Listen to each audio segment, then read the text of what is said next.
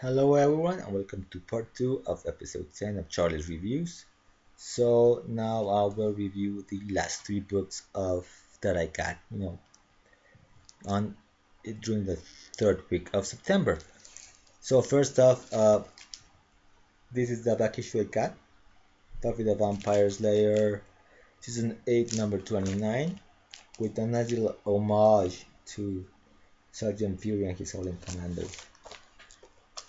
So anyway, that's the back issue. So let's get on with the yearbooks. So first up, Justice League number represent number one.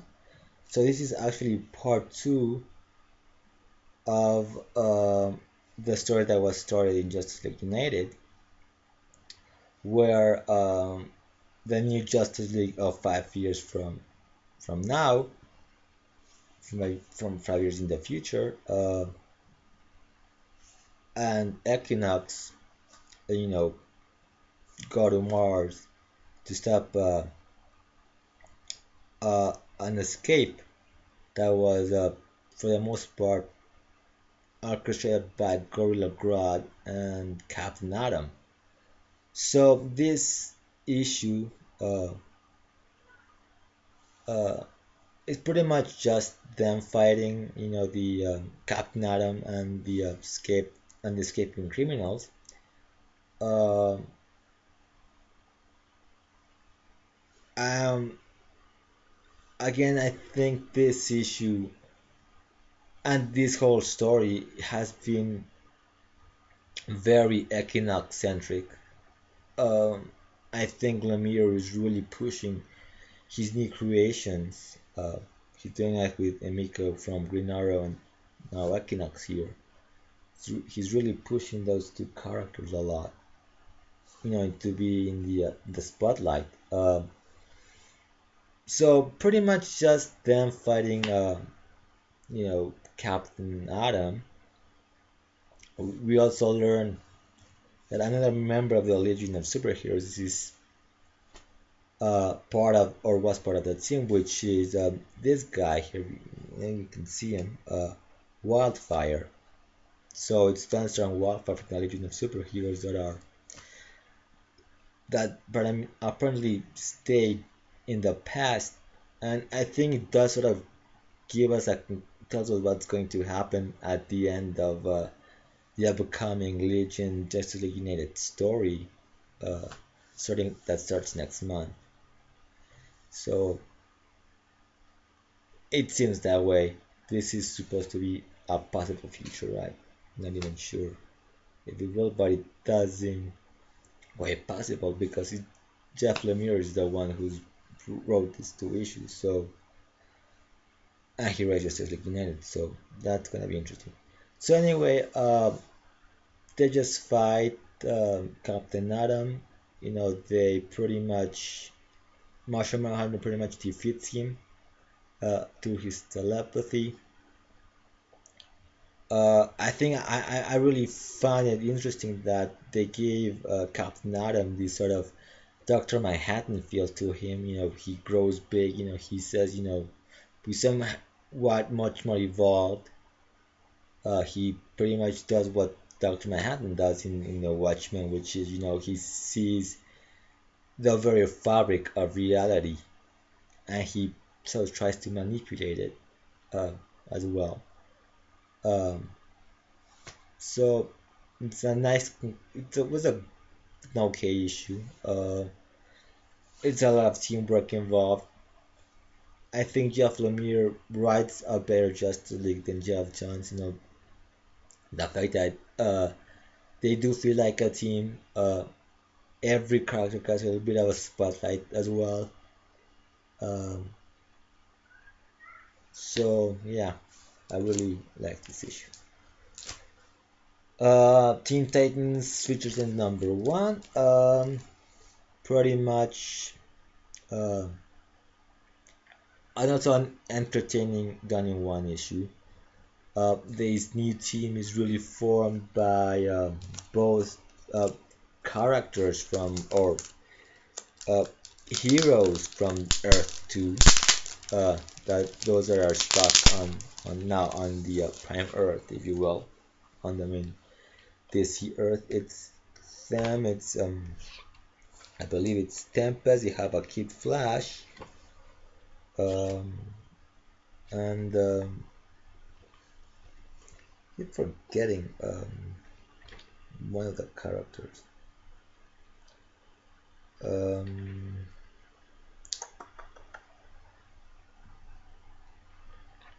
oh, oh, who's this? The Witch Boy,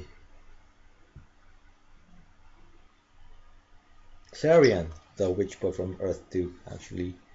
Um, so pretty much, they this and this other guy from the Bat books, which I don't know his name.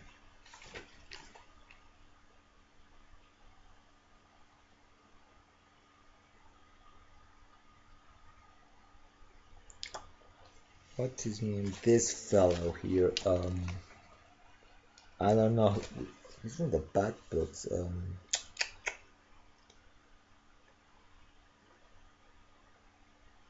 Heretic. Okay.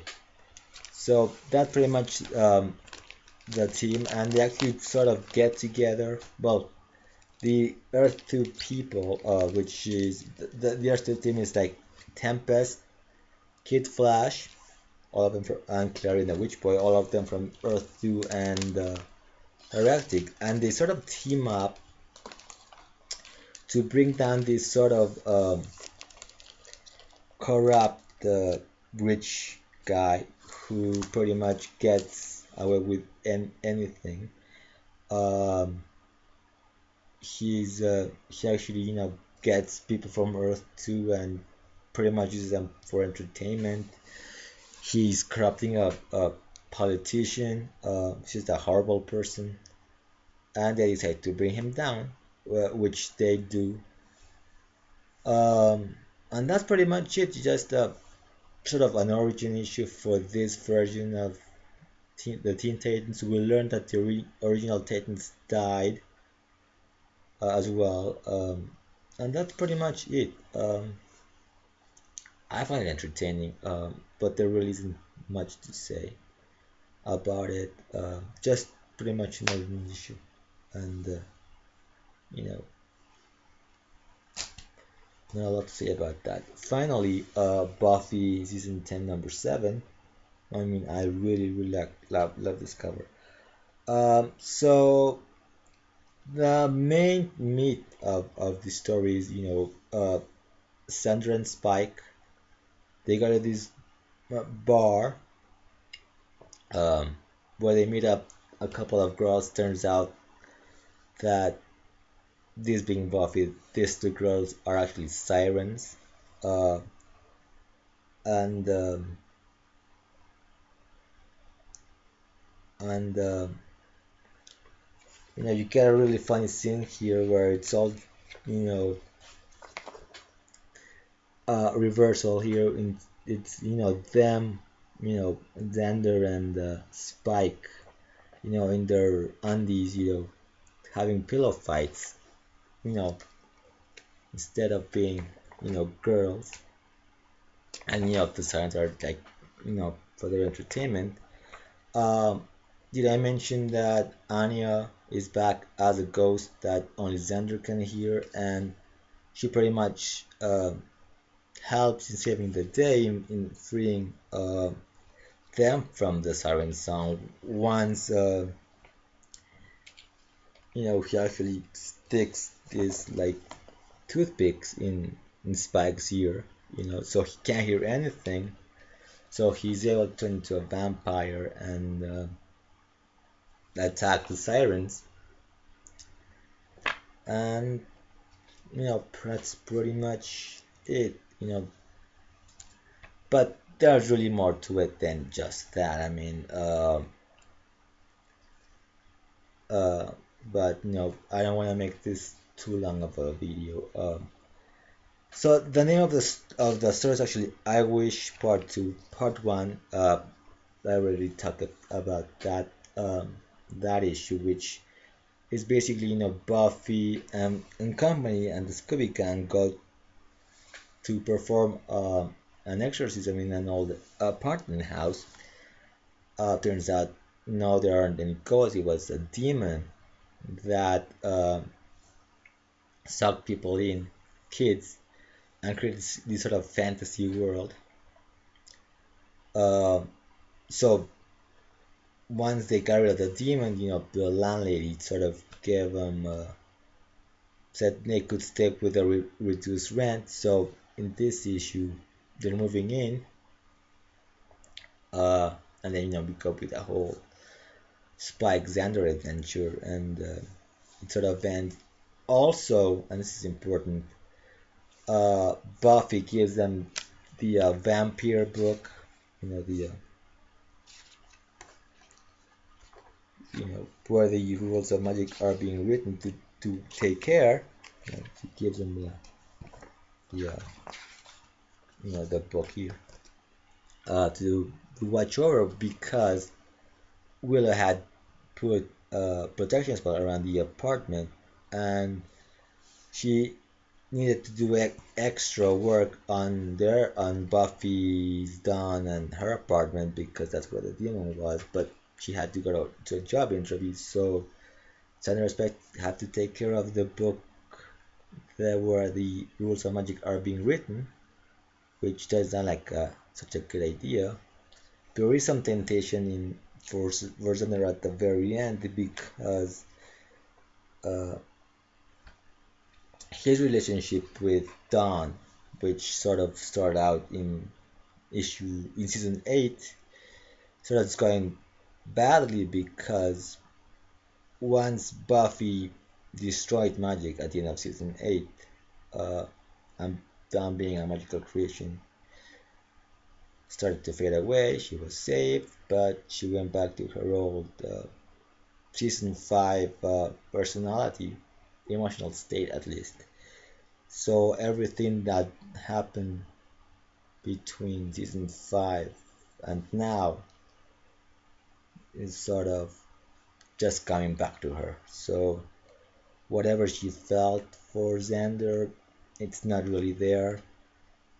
And we get this sort of moment where he's tempted to sort of mess, to sort of maybe that would be a solution to his problem.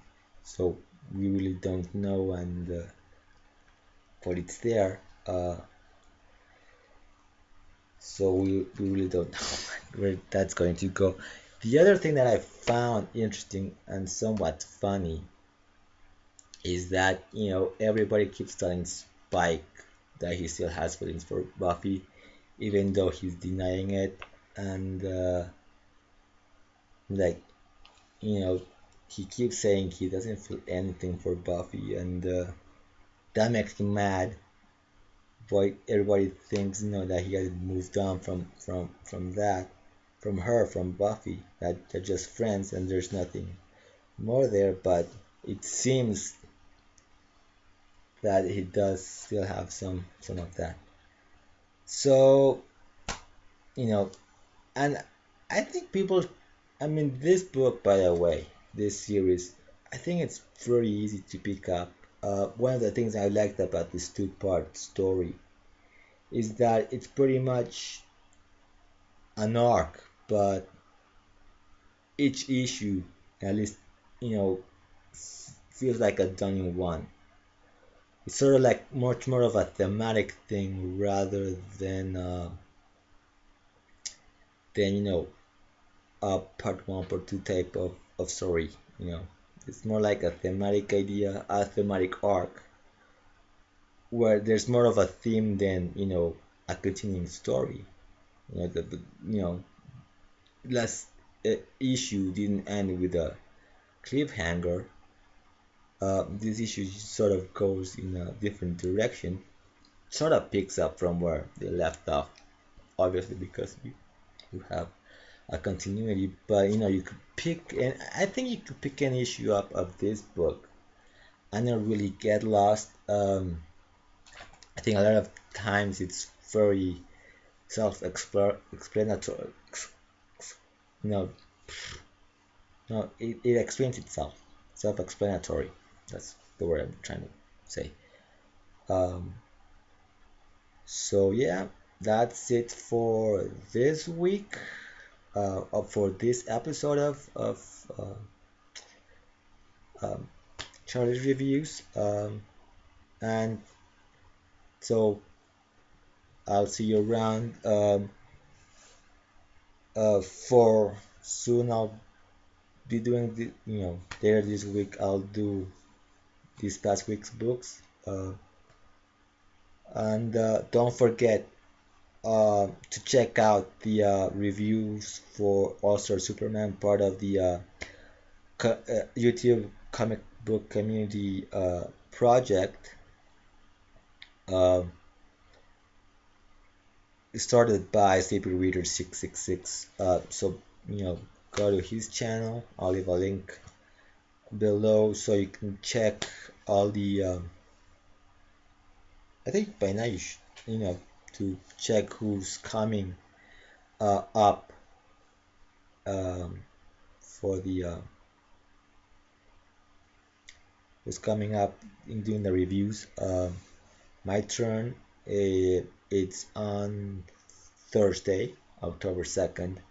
But check out the great reviews. I already I already did my review, so I'll just be uploading it on Thursday, early Thursday morning. Uh, so I guess that's it for now. So until next time, keep smiling.